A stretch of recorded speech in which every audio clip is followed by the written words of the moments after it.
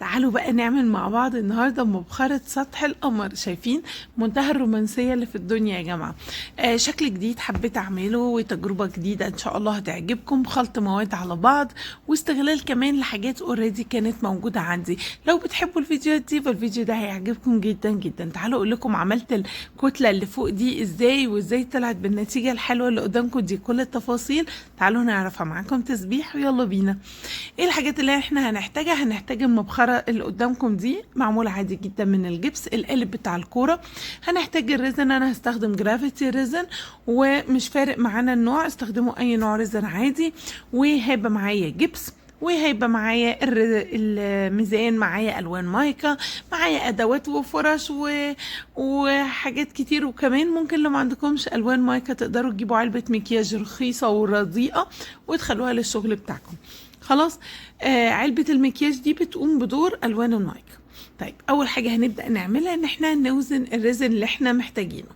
احنا هنعمل هنا يا جماعة عجينة الريزن.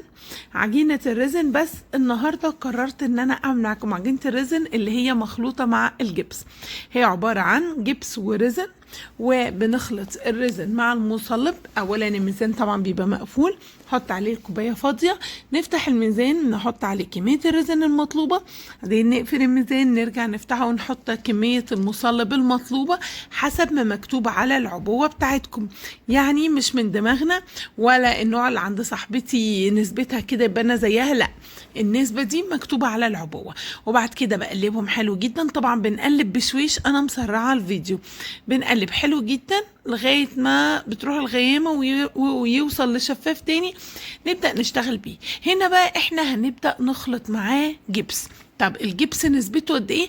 3 مرات الريزن الخليط، يعني 3 مرات الخليط بتاع ريزن ومصلب زائد بعض. يبقى ريزن ومصلب زائد بعض. طبعا هنعملهم 3 مرات، معانا شويه حسب نوع الريزن حسب نوع الجبس، فممكن نحط ويتفاوت الموضوع ان احنا نقدر نزود وننقص.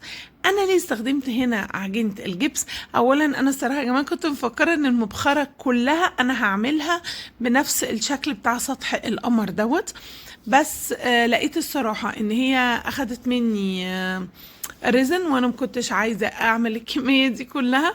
حبيت بس ان انا اعمل لكم، يعني هي فكره طقت في دماغي. اللي شاف الفيديو اللي فات هيعرف ان الفكره دي طقت في دماغي في الفيديو اللي فات، بس انا الصراحه بعد ما كنت مصوراها هتلاقوها قطعه خضراء كده كانت موجوده حتى في الصوره بتاعت غلاف الفيديو.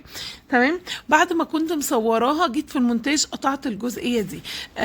انا كان متبقي معايا حته عجينه فرحت احطها كده على جبس، ولقيت ان النتيجه بتاعتها عجبتني، فقلت طب انا ليه ما اعملش بيها فيديو مخصوص ونعمل بيها فكره حلوه بدل ما نحرقها على الفاضي، وعشان كده شلتها. عايزه اعرف اللي اخد باله من القطعه دي في الفيديو اللي فات يبقى يكتب لي في الكومنتات عشان اعرف انتم مركزين معايا ولا لا. المهم يا جماعه انا قررت ايه، فانا قلت انا هشتغل بالجبس. اولا عشان لونها رمادي وانا كده كده هعمل سطح القمر فهيبقى رمادي. ثانيا علشان كمان اقل تكلفه من النشا، وعلشان هيديني كميه اكبر. بس نسيت حاجه مهمه جدا، ان الجبس يا جماعه العجينه بتاعته الصراحه عجينه الريزن بالجبس بتبقى مزفلطه كده شويه، يعني بصوا بتتحرك، يعني انا لو ماسكاها هتنزل لتحت، يعني هتدلدل كده لتحت. انا مش عارفه اشرح لكم ازاي، بس اي حد هيجرب هيلاقيه. يعني انا مثلا بصوا كنت بعمل هنا الدواير واعمل خروم بفرشه السنان وفي ثواني الاقي الخروم مشيت. العجينه بترجع تاني تقفل نفسها. خلاص. يعني حاولوا تتخيلوا معايا وتفهموا قصدي.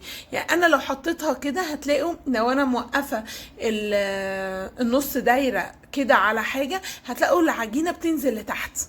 خلاص. هي دي الصراحه كانت مشكله كبيره جدا مواجهاني، كل شويه اعمل دواير وخروم وتختفي.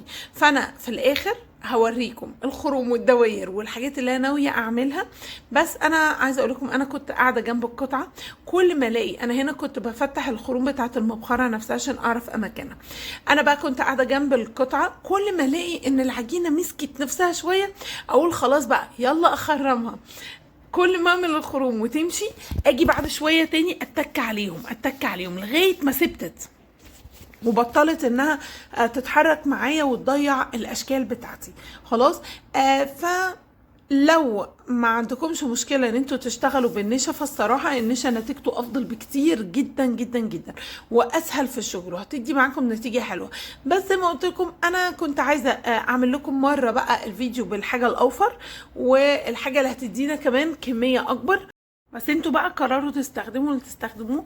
انا صراحة لو هعيدها تاني لا، ممكن استخدم الصراحة النشا، نتيجته اسهل وانضف، بس ممكن تكون تكلفتها اكبر من الجبس.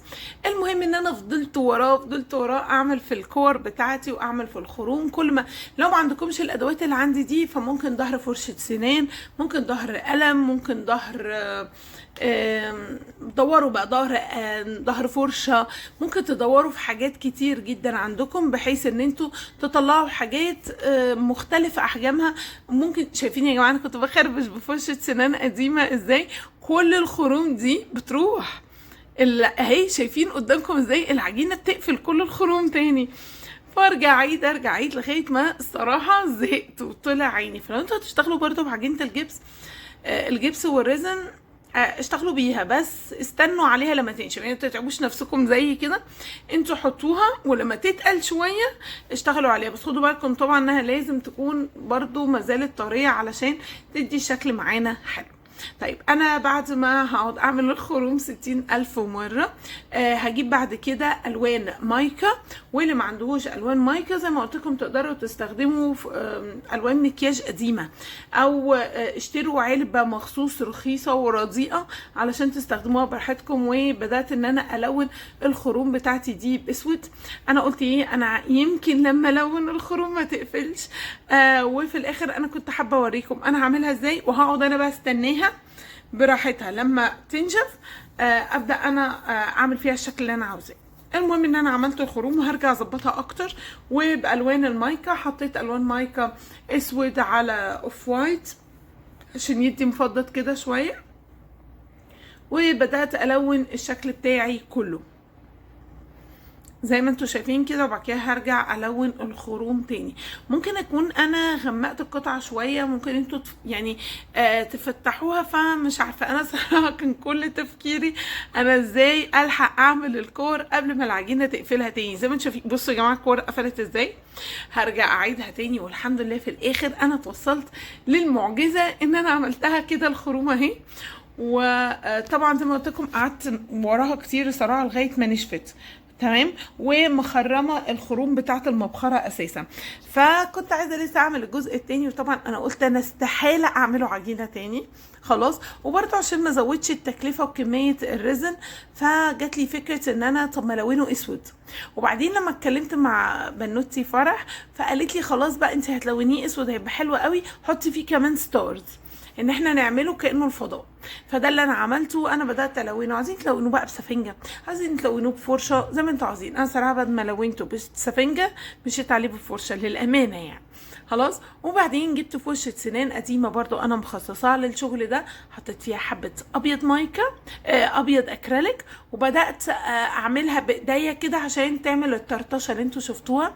وبفرشه رفيعه بدانا نعمل النجوم الرفيعه دي على ابعاد، وده ادانا احساس بان هو الفضاء. صراحه انا انبسطت جدا من القطعه اللي انا عملتها من تحت دي.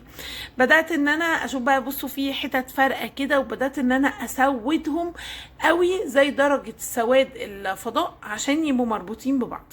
وده كان الشكل النهائي. بس طبعا مش هنسيبها كده، انا هحط لها ورنيش عشان اعزل القطعه بتاعتي. طبعا فوق هي مش محتاجه ورنيش اوكي، بس انا هحط ورنيش علشان انا كده كده هحط على السطح اللي تحت، فهحط على الاثنين الصراحه اوكي. بس اللي فوق هي مش محتاجه تتعزل. بس عارفين برضو هي حمايه للالوان المايكا، الافضل ان انتوا تعملوا لها عازل خلاص. ده ونيش بلاستيك مائي كنت جايباه من مصر، فهو ده اللي انا خلطت بيه. هو مات مش بيلمع. وتعالوا نشوف بقى النتيجة في الاخر عاملة ازاي. يا جماعة لو عجبتكم لو سمحتوا اهم دعم ليا اللايك والكومنت والتشجيع عشان اعمل لكم افكار دايما مطرقعة وحلوة زي دي. يا ريت اللي شاف القطعة اللي فاتت في الفيديو يكتب لي في الكومنتات. يا رب تكون عجبتكم، اكتبوا لي رأيكم فيها شكلها حلو ولا ايه. واستنوا فيديو جديد مع تجربة جديدة ان شاء الله.